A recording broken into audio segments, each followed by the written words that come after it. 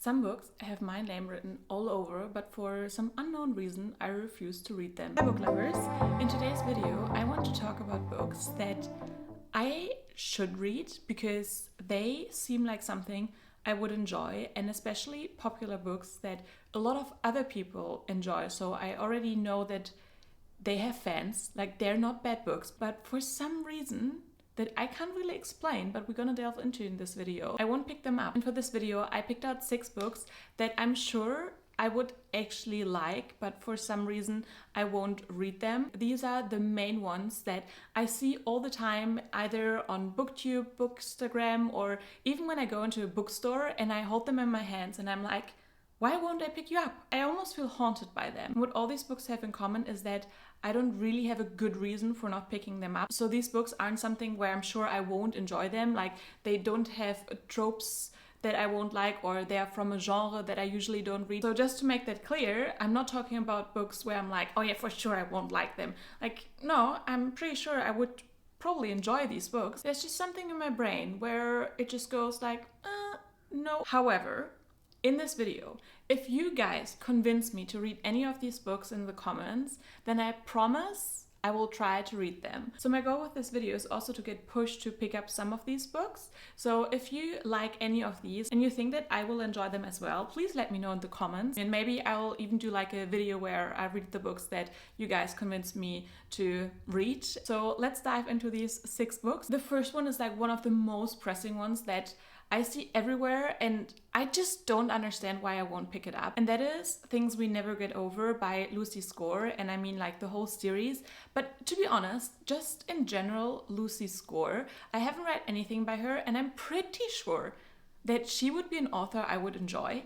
And I think the reason why I haven't picked up anything by her is that her books are very long, and I'm very judgy when it comes to long romances. Like, I just don't think it's necessary to have more than 350 pages for a romance. And I mean, I'm a hypocrite because I read romances that are way more than 350 pages, and some of them are even my favorites. So who am I to judge another romance book for being so long? I think there is also a quality and a talent for an author for having like the right amount of pages and to not have any unnecessary stuff in there, because I feel like that is often the case. Not that a longer romance is right away bad, it just often involves like side plots that I don't really care about, like just things around the romance where I'm like, yeah, but I'm reading a romance, so I don't need these other things. To me, they're not necessary. The Knock 'Em Out series, I think they also have like a mystery part in them. At least that's what I think, that they have like a other side plot, like a mystery or something, and then usually it gets longer because of that. But I don't really need that. I'm either gonna read a mystery or romance. I don't really need these two combined. But so many people I know have loved, especially the first book. I feel like I got a lot of mixed reviews for the other 2 books in the series, and maybe that's also part of the reason why I don't really want to read them, because I already am not that intrigued by the first book. And then to have like mixed reviews about the other ones, because once I start a series, I usually have the goal to finish them up. So if the other ones are also not that great, I'm like, do I really want to go into that series? Like, the more I talk about it, I'm just like, I don't know if you guys will be able to convince me. I think I would like to read a Lucy Score book at some point. So for example, the By a Thread, I think, is one of her books that is also standalone. So I think it's less intimidating to go into one of her books that is a standalone and not part of a series. I would really like to see if Lucy Score's writing is for me, because I've also heard a lot of good things about her writing, and I'm pretty sure I will enjoy her writing. So if there's another book that you really like by Lucy Score, then tell me about it and I'll pick that one up. The second book I have here is Archer's Voice by Mia Sheridan, and I don't think I've heard one bad thing about this book, and a lot, if not all, the booktubers that I watch or follow liked this book, or even say it's like one of their favorites.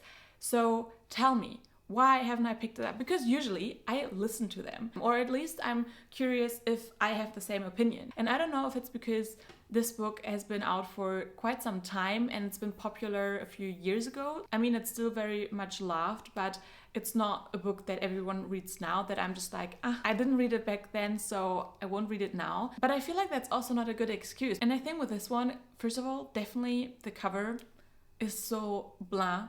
And yes, I judge a book by its cover. I'm sorry, but that is a huge part why I pick up a book or not. My brain just works better like that. Like if the cover is pretty or appealing to me, I will pick up a book even if I don't think it will be great. I feel like the way he is described in the premises is somehow in a way that is not as appealing to me. Again, this is a stupid reason because I have read other books where, you know, the guy is more of a quieter one or like a more of a golden retriever or whatever, like not the, you know, oh, I'm just muscly and I'm arrogant and an asshole. I mean, I like these books as well, but not every guy has to be like the typical romance interest. And I feel like especially now that I'm more in this like booktube world and I give you my opinions, I need to read like these popular books that everyone already read. Like I feel like it's just my responsibility to read it. So I need encouragement. And I want to see if Mira Sheridan is an author I would enjoy. So basically try the author at its best and see if it's for you. The next book I have here, I feel like that's quite easy to explain. And that is Every Summer After by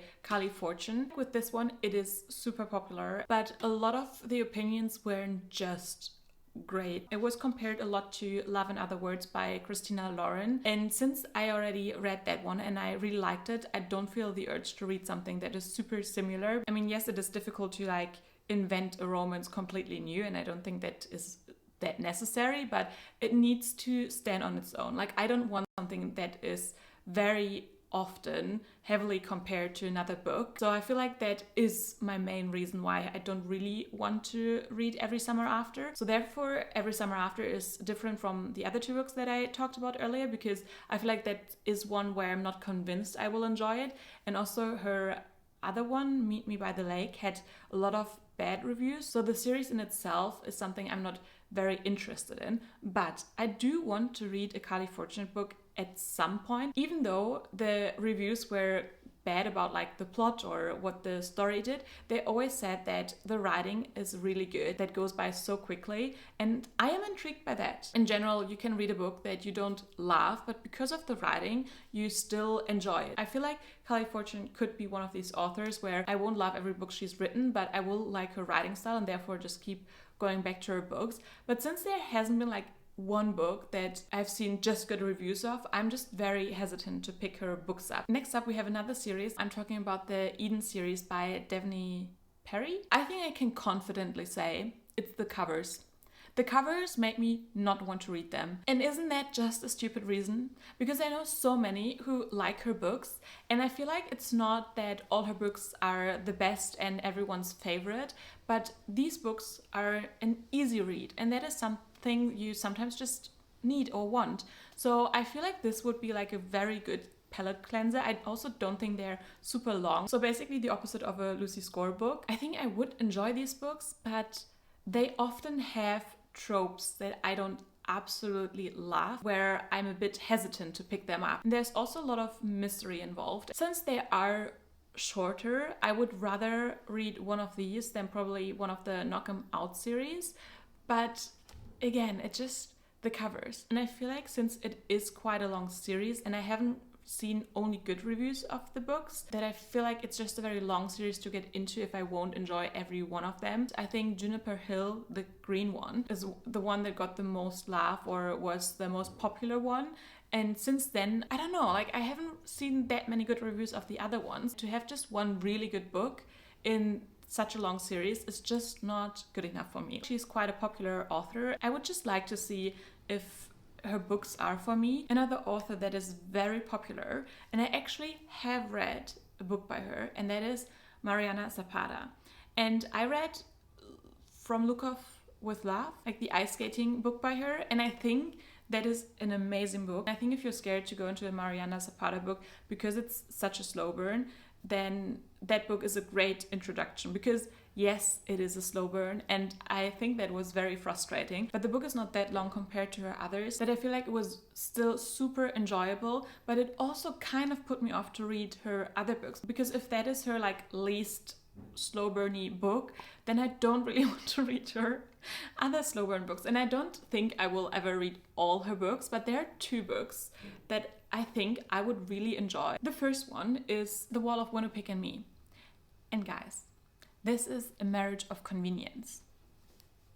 It's my trope. Why am I not picking up this book? And I heard so many good things about this book. Like, there's hardly any critiques that are bad that I've seen. I've read another book by her. I really enjoyed that book. So I'm actually 90% sure that I will enjoy that book. The thing why I'm not picking it up is because it's such a long book, and I know it's a slow burn. And yes, not every book needs spice, but especially when you have that many pages, like, I need some kind of action. I need some kind of physical stuff happening, and I don't want it to be just the last 10 pages when I read, I don't know how long that book is, like 600 pages. And I know I can trust Mariana Zapata that I will still enjoy the rest of the 590 pages to get to that ending.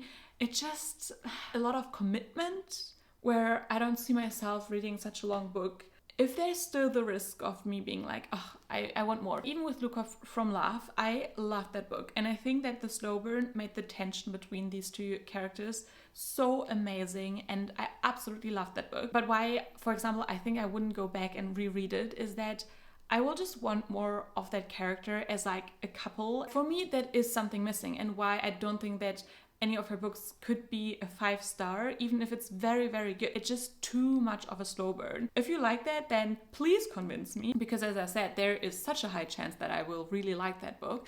And the other book that I would like to read by her is All Roads Lead Here. Very hesitant if I will... Like, I think I will be bored at some point in that. I think that is the reason why I'm hesitant to read them. So now we get to the last book, and probably the most popular out of all of them, and that is Fourth Wing by Rebecca Yarros. Holy hell, I feel like I'm the only person who reads fantasy, obviously, and hasn't read Fourth Wing yet. And if there is one book that everyone just loved and everyone wanted to read and was so into it, the readers' enthusiasm for these books, it was so tangible, and I feel like would even make non-fantasy readers want to pick up that book. So why am I not one of them that picked up these books? I feel like my reason why I haven't picked up Fourth Wing is so stupid, because I read fantasy and you have fae, you have witches, you have vampires. I'm like, yeah, fine, like, give me more of that. All of a sudden you have dragons. I'm like, ooh, this is too much fantasy. What? Like, what is too much fantasy when you read fantasy? I don't understand. But the creature, dragon, apparently is for me too much fantasy. It's where I draw the line, and I don't want to draw it. I feel like this could be a 5-star read that I refuse to read because in my mind, dragons are too much. And that is just not a good excuse. And actually, one of my friends who has never really read fantasy picked up Fourth Wing, and she was so obsessed with the first and the second book, and really made me reconsider reading them. So I feel like if enough of you guys make me want to read the book, I will. Another reason why I might be hesitant to not read the series is that even though everyone loved the first book, not a lot of people have been that obsessed with the second book. Maybe if Fourth Wing would have been like a standalone, I would have been much more happy to pick it up. But a series is always a commitment. Especially, I mean, guys, you saw, like 28 series I'm in the middle of in my video where I talked about all the series that I haven't finished yet. And I'm always very picky about new series, and I might just see where the third book lands. This book has so many elements where I'm sure I will love it. But the dragons are the reason why I'm hesitant. And it's such a stupid reason. Like, I'm mad at myself that is what holds me off of reading these books. And I feel like out of all these books that I talked about in this video, Fourth Wing and Archer's Voice are the ones I would be more easily persuaded to read them. So go hard on these ones. The other ones are way more difficult, I think, for me to pick up. We'll see in the future if any of you actually did convince me. And also let me know if there are any books where you have similar feelings, where you think you should read them because you would probably love them, but for some reason, and it can be a stupid reason like you don't like dragons, but you love fantasy, you still won't pick them up. I hope you enjoyed my little, I don't even know if this was a rant because I can't really talk bad about something I haven't read yet, but I still hope you enjoyed this chatty video. As I said many times, please let me know in the comments if I should read any of these books, and give this video a like and also subscribe for more bookish content, and I'll see you guys in my next video. Bye!